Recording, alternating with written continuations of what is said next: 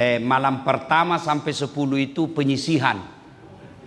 Mana Pak Kepala Talang, Pak Bote, ya, apa nipu, Pak judi online, ada semua. Nah, mulai hilang itu. Sekarang mulai hilang. Yang ada sekarang setengah-setengah. Ya, maka beberapa berharap alhamdulillah bisa memasuki semifinal. Tapi lihat teman tak, baku jabat tangan kita lihat siapa yang masuk final. Siapa yang masuk ini kan semifinal mini, berarti ada lagi nanti gugur. Alhamdulillah ini ada anak muda 4 saya lihat dari malam pertama 4 ini. Dan hebatnya anak muda dari Antang. Dan hebatnya lagi Kapli memang mini di depan. Tidak pernah pindah-pindah. Dari malam pertama saya perhatikan. Dalam hatiku pasti ini satu menyerah nanti ini. Ternyata bertahan sampai malam 10. Tapi saya curiga nanti gugur di malam 10 berikutnya. Karena saya menghargai, tadi malam saya kasih hadiah baju. Ini bajunya saya kasih hadiah. Baju begini. Ini baju khusus, sebenarnya jarang Bapak Ibu lihat baju saya ada yang sama toh. Jarang, tapi kali ini saya kasih 4 orang ini, yang lain bisa juga tapi beli kok. Kau mami nanti bagi toh, kalau tidak cocok nomor bisa ditukar nanti di ruangan remaja masjid. Nah, adik-adik sekalian, yang kedua, ya kalau capek berdiri di sana masuk agak panjang ini ceramah ini malam ini. Orang Makassar bilang si pelabusukan. Ya toh, kita lihat siapa yang menyerah, penceramah atau pendengar. Ya toh. Kasih tempat, sekip mentongko kau kasih saya tempat duduk nu jina minta orang kodo ndak jina minta dompet nu. Kasih masuk bisa bertumpuk-tumpuk kita di sini, bisa. Bagi saudara-saudara yang pernah ke Masjid Rauda, ya, Rauda itu biasa orang sujud di belakangnya orang. Tapi tidak ada orang pelit dan tidak ada orang marah. Kenapa? Situasinya memang terbatas tempat. Silakan masuk. Besok Masjid Dasat Latif yang ceramah. Kalau bisa datang lebih awal. Kalau perlu di sini buka, ku kasih buka. Kalau ndak ada maluta, ku kasih juga uang belanja. Oke, malam ini spesial judul kita lagi hits. Ipar adalah maut. Dan ini pernah ada filmnya. Dan judul ini Ipar adalah maut. Ini hadis Nabi. Nabi pernah berkata dalam sahabatnya, saudara-saudara sekalian, berhati-hatilah menemui perempuan. Itu hadis Nabi. Berhati-hatilah kalian menemui perempuan. Lalu ada kaum Ansar, sahabat Nabi itu ada 2 waktu itu. Ada sahabat Muhajir, ada sahabat Ansar. Muhajir itu orang-orang sahabat Nabi yang pindah sama-sama Nabi dari Mekah ke Madinah. Itu namanya muhajir. Ya, ada juga orang namanya muhajir. Yang kedua, ada yang disebut kaum Ansor, yaitu orang-orang Madinah, penduduk asli Madinah yang menyambut Nabi dan beriman kepada Nabi. Adik-adik sekalian, tidak semua itu orang disebut sahabat Nabi. Sahabat Nabi itu terbatas. Sahabat Nabi itu 4 syaratnya, Bu. Hafal kau ini. Siapa tahu di akhir ceramah ada kuis, dapat kau hadiah. Yang pertama, hidup sesama dengan Nabi. Berarti orang yang boleh disebut sesama dengan Nabi, satu syaratnya. Tapi apa semua sesama dengan Nabi langsung masih disebut sahabat? Tidak. Dia harus ketemu dengan Nabi. Ada orang sesama dengan Nabi, tapi tidak pernah ketemu. Tidak boleh disebut sahabat. Satu hidup di Makassar, satu hidup di Jeneponto. Sama-sama hidup 2024. Tapi tidak pernah ketemu. Tidak pernah sahabat. Namanya sesaman dan ketemu. Syarat kedua. Syarat ketiga, beriman kepada Nabi. Ada orang hidup sesama dengan Nabi, ketemu dengan Nabi, tapi tidak beriman kepada Nabi. Tidak boleh disebut. Siapa? Abu Lahab. Itu ketemu sama Nabi itu. Sesama dengan Nabi. Tapi tidak beriman kepada Nabi. Dia bukan sahabat. Musuh. Apakah sudah beriman kepada Nabi? Semua lalu disebut sahabat. Ada syarat keempat. Wafatnya pun tetap beriman kepada Nabi. Ada. beriman kepada Nabi, ketemu dengan Nabi, sesama dengan Nabi, tapi dia bukan sahabat. Kenapa? Akhirnya dia murtad. Namanya Abdullah bin Ubay. Dia murtad dia. Nah, sekarang sahabat ini kaum Ansor. Ketika Nabi berkata, hati-hati kalian menemui perempuan. Lalu sahabat Ansor ini berkata, ya Rasulullah, bagaimana pendapatmu tentang ipar? Bertanya ini kaum Ansor, orang Madinah. Ya Rasulullah, bagaimana pendapatmu tentang ipar? Jawaban Nabi singkat, ipar adalah maut. Kalau maut ketemu malaikat, apa yang terjadi? Cocoki. Malaikat maut. Apa nak cari malaikat maut? Apa nak cari? Ruh, nyawa. Berarti ipar kalau salah kelola dia menjadi malaikat. Malaikat maut. Apa nak cabut? Bukan nyawamu. Apa? Sakinah. Dia akan mencabut sakinah dalam rumah tanggamu. Apa itu sakinah? Ketentraman jiwa. Nah, kalau rumah tanggamu sudah tidak ada ketentraman jiwa, berarti tujuan berumah tanggamu sudah tidak tercapai. Itulah orang katakan, kalau kita orang Indonesia, kalau ada orang menikah, semoga samawa. Atau dibilang samawa kidi. Nah, dia akan mencabut rohnya. Apa rohnya itu? Sakinah. Sakinah itu bahasa Indonesianya ketentraman jiwa.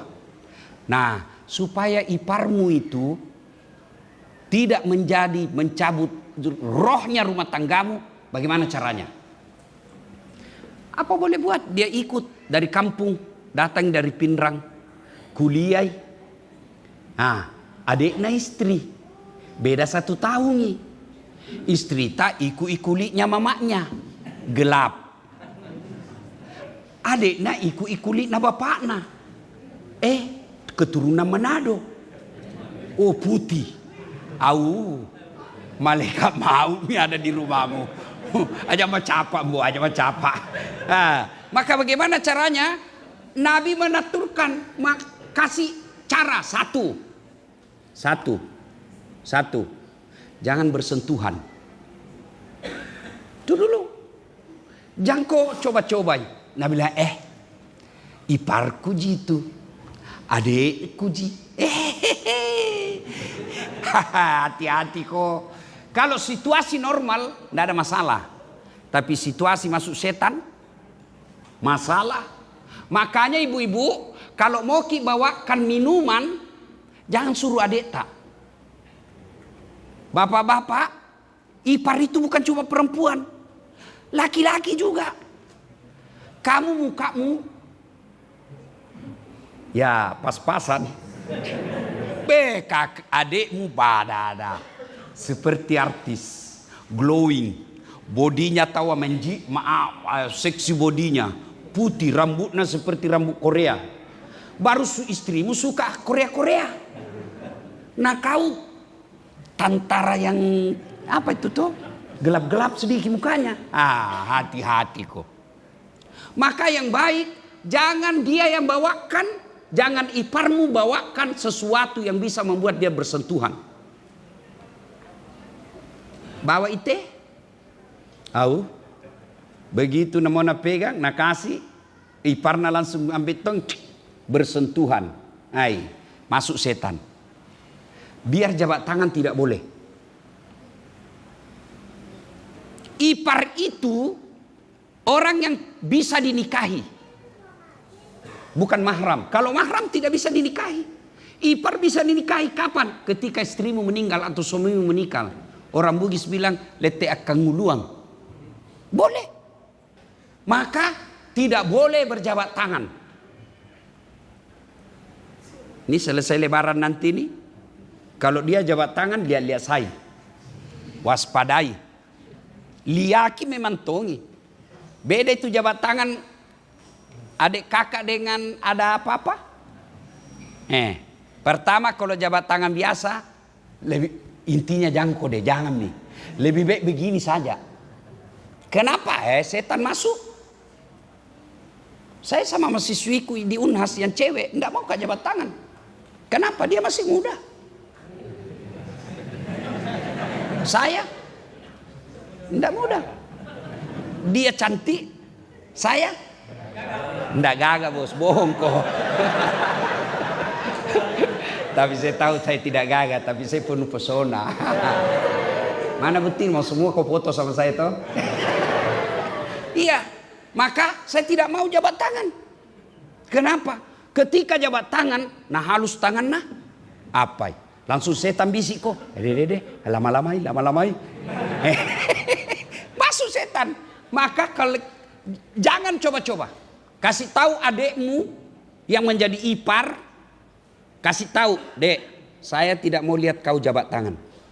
Tidak boleh kau jabat tangan." Nah suami itu suamiku. Justru bahaya. Nanti kau jatuh cinta sama dia. Tidak mungkin saya jatuh cinta. Yang saya takutkan kalau dia jatuh cinta sama kau. Jangan, setan bisa masuk. Maka syarat pertama kalau berumah tangga sama terpaksa tinggal ipar di rumah karena dia kuliah atau kerja kasihan atau magang nih, jangan pernah dia jabat tangan. Yang kedua, jangan mempertontonkan aurat. Nah iparku ji, normal, tidak ada masalah. Masuk setan. Apalagi pun anak cini-cini kinjawa bahaya ya. Namanya intelek. Kau tahu anak muda tuh itu dibilang intelek tuh? Intip itu. Bajuna. Kelihatan kalepakna. Kelihatan ini. Baru putih. Baru duduki. Begini carana duduk. Oh, meci elomu bos. Dia bilang bapakku dulu waktu masih hidup, bapak almarhum dia bilang, "Komita ko anak darah nak, mu poji amicu ko, ajak mu maelomu, kada pekko tani yang maelo ko kedo cari doe." Bagaimana tidak ditelak kalau goyang ini pak? Maka jangan mempertontonkan aurat. Ya, dia laki-laki, auratnya mana? Pusat sampai di bawah lutut. Jadi kalau bapak-bapak punya betis sama besarnya betis tak dengan pahata, makojo, nabi orang Bugis mako kurus, toh begitu duduk bunyi semua tulang, sementara adik tak atletis, jangan biarkan dia pakai celana pendek. Kalau situasi normal tidak masalah, tapi kalau setan masuk, janjang nih. Begitu apalagi kalau perempuan. Suami tak jarang dengar ceramah. Suami tak hampir tidak pernah dakwah. Suami tak tidak pernah dengar pengajian. Nafsu tinggi. Adik perempuannya iparnya putih. Nalia pertama kalau tidak sengaja terlintas mau pergi ambil nasi, keluar dari kamarnya, sup. Nalia, lihat pertama rezekimu. Kalau kau lihat tidak sengaja rezekimu. Tapi kapan kau ikuti dengan penglihatan sampai ambil nasi? Setan itu gora. Nah, baru kau bayangkan, kau bandingkan istrimu, sudah setan itu. Syarat kedua, jangan mempertontonkan aurat. Ketika keluar dari kamar, sudah harus pakai jilbab. Dan jilbabnya tidak boleh yang tipis. Bajunya tidak boleh yang melekat di tubuh dan transparan. Dia pakai jilbab Ustadz, pakai baju, tapi bajunya melekat di kulitnya. Baru warna bajunya seperti kulitnya. Apa kau bayangkan? Sama kalau kau lihat kulitnya langsung toh. Baru jalannya seperti Pragawati. Setan itu bisi itu perempuan. Nah bilang, "Nasuka ko itu parmu, nasuka ko. Gaya ko. Nah bilang dalam hatinya, masa sih? Bukti kami. Nah bilang setan, lihat mako. Nah lihat terus ko. Adek, itu setan. Bahayanya karena tahu ibarat itu aplikasi di handphone, tahu algoritmamu. Nah tahu apa kau suka. Itu tona itu mesin itu terus nak kirimi kau. Misalnya saya kusuka itu lihat itu ular berkelahi harimau. Toh kusuka lihat itu paling susah itu kalau buaya mau makan kura-kura. Karena saya suka cari-cari yang begitu, itu terus nak kirim itu mesin. Algoritma namanya. Nah itu setan, nah tahu algoritmamu. Nah bisi kau liaki, mau keluar, cepat kau, liaki, jangan kau berkelit. Baru Nabi si lagi itu perempuan. Nah perhatikan kau, goyang kau. Setan. Maka ajaran agama jangan pertontonkan aurat. Dia ustad, biar dia ustad. Ayat tidak mengatakan la taqrabus zina illa ustad. Jangan dekati zina kecuali ustad. Mana ustad panratong?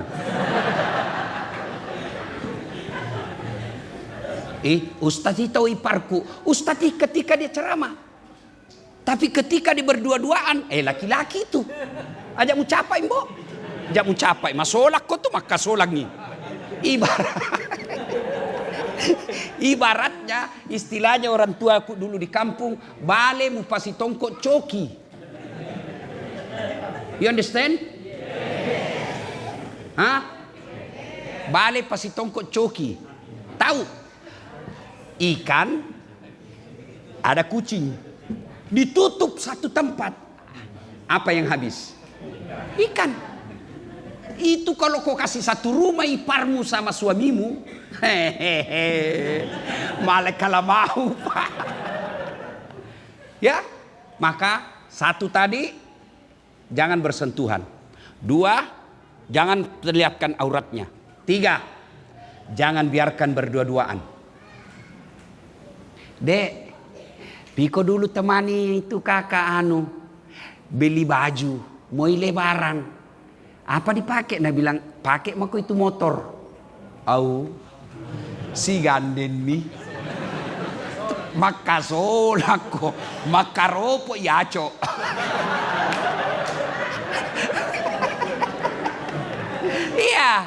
Iya. Tadi ini laki-laki tidak ada niatnya. Nggak tulus tadi, tapi setan provokasi. Apa? Rengi, rem. Nah rem depan. Tadinya juga cewek ini tidak ada niat, tapi karena ada sentuhan, wah, nah bilang ini yang laki-laki, original. Di situ mulai setan masuk. Ketika itu dia respon, setan tahu algoritma. Dia tahu, saling merespon. Pintu pertama setan sudah masuk. Maka setan akan berupaya menciptakan orang ini selalu berduaan. Cari alasan. Kalau alasan, ya iparmu laki-laki, nah kan tidak selalu itu bahwa laki-laki yang suka ipar. Tidak, ada tuh perempuan suka ipar. Sama aja semua itu. Coba kalau laki-laki vulgar caranya, perempuan malu-malui, memendam rindu namanya. Kalau laki-laki kan tidak suka memendam. Iya. Coba lebede. Kalau bertobat itu laki-laki, kalau menangis sih. Perbedaannya laki-laki dengan perempuan. Kalau laki-laki itu menangis, apa nak tutup? Matanya itu. Kalau perempuan apa? Mulutnya. Nah tahu ini sumber dua emang kasolang. Perempuan mulut kenapa? Suka gosip. Laki-laki suka memandang. Nah, maka jangan biarkan berduaan. Itu kalau ada wantak pentintong itu ada CCTV. Bisa dilihat di rumah. Kapan kau pernah lihat berduaan lama di meja makan kah itu, ruang tamu kah itu, di depan rumah kah itu bercengkrama, kamu laki-laki bodoh kalau kau tidak tahu itu ada sesuatu. Karena ada namanya bahasa tubuh. Misalnya ini perempuan yang suka iparnya. Kebetulan ini suaminya takut istri. Nah bilang istrinya, Pak, Piko dulu beli beras. Habis beras. Nah bilang itu mau adek mau suruh belajar nih. Banyak PR-nya. Lagi praktik. Pergi. Itulah setan berupaya menciptakan bagaimana caranya supaya bisa berduaan. Yang ketiga, masuk mi waktu di. Cukup mi kapan karena mau mi orang sama tempat terawih. Hah? Belum pi? Si tahangan orang. Oke. Si pacapu gitu sampai sahur. Jantung bisa sahur. Jantung taleka. Ya. Nah, yang berikutnya. Bapak Ibu saudara-saudara sekalian, jangan pernah dia kau biarkan bertatapan mata. Itu perintah Nabi. Itulah sebabnya agama mengatakan Quran, kalau kau melihat seseorang perempuan dan kau senang kepadanya, tundukkan pandanganmu. Itu ipar, bukan mahram. Pasti dia punya godaan. Maka jangan pernah biarkan dia bertatapan mata. Kalau kau lihat, kalau perlu lempari. Wih, apa kau lihat? Barang bagus. Ya, Bapak saudara-saudara sekalian. Kalau kau biarkan, maka pasti rumah tanggamu akan terancam. Kalau kau sudah melihat gejala-gejalanya, solusinya apa? 1, kasih pindah cepat. Kalau sudah kau tahu, seringi bertatap mata, seringi bersentuhan kulit, sering dia keluar sama-sama, itu sudah ajal menjemput. Ajal itu naik turun napasnya rumah tanggamu. Maka solusinya pindahkan dia. Kasih kosi. Nanti macam-macam, lebih baik kau selamatkan rumah tanggamu biar dia hancur kalau mau hancur. Lebih baik kau rumah tanggamu. Ada namanya asas prioritas.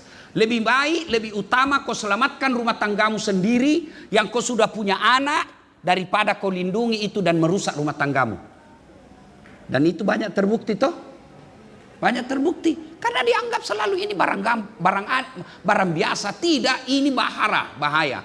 Bara api yang bisa satu saat dia akan meletup. Kalau penyakit bundang, bisul, sedikit meletus itu bisulmu. Maka pertama pindahkan dia. Kalau dia sudah baku suka sekali, bahaya nih.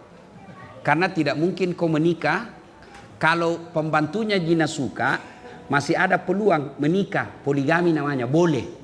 Boleh kalau poligami dengan pembantu boleh. Tapi masa tonsi dikalaki sama pembantu ibu?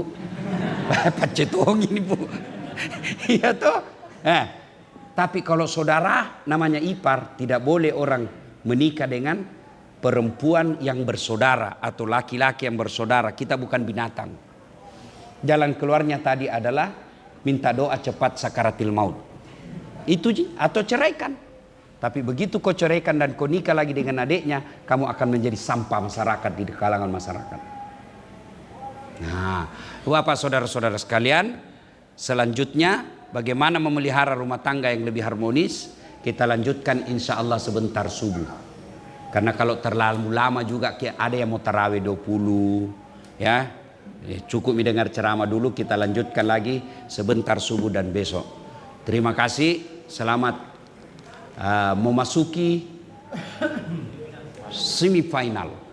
Saya sampaikan juga Bapak Ibu, insya Allah 10 malam terakhir di sini kita itikaf. Mau bermalam di sini boleh, dengan catatan bawa pelapis supaya tidak bebe. Mau tidur di sini saya bolehkan, yang penting yang tidak boleh bebe. Ya, kalau mau pale tidur bawa bantal supaya bebe tak jatuh di bantal. Tidak ada kita kasih begini pilihan terakhir. Kalau keluar nih isap sendiri nih. Nah, bagaimana bukanya sahurnya Ustadz? Kita sediakan sahur. Ya, kita sediakan sahur. Sahur kita sediakan tentu tidak seperti sahurnya pengusaha, karena saya bukan pengusaha. Kalau ada yang mau bawa pas sahur dari rumah boleh, ya. Nah ini kemudian kita akan juga lakukan, kami lagi usaha mudah-mudahan 10 malam terakhir ada videotron di luar, supaya yang di luar tetap bisa menyaksikan imam dan penceramah, ya. Kemudian 10 malam terakhir itu biasanya ibu-ibu bertengkar. Gara-gara apa? Kapling. Nggak ada orang, nggak ada sejadahnya. Nah, di sini nggak berlaku. Biar ada sejadahnya, nggak ada orangnya, lipat sejadahnya, simpan di pinggir. Ya, dia kapling dari duhur. Nenek Nupata. Ya, siapa yang duluan datang itu? Ya. Nah, kemudian ada yang pernah tanya, Ustadz, bolehkah kita ambil bibit ikan karena ini berkah? Boleh, tapi tidak boleh pakai jala, tidak boleh pakai pancing. Nah, turunku sendiri tangkapnya. Boleh, mau ambil sendiri, semua boleh, tapi pakai tangan. Ya, demikian. Mudah-mudahan ada manfaat. Lebih dan kurangnya mohon dimaafkan. Selamat menunaikan ibadat tarawih. Mohon berkenan Bapak Ibu, ya, yang saudara-saudara agak sempit, kita bersempit-sempit saja. Mudah-mudahan keikhlasan kita bersempit memberi tempat orang di luar menjadi amal jariah di sisi Allah. Usikum wa nafsi bitaqwallah, fastabiqul khairat. Assalamualaikum warahmatullahi wabarakatuh.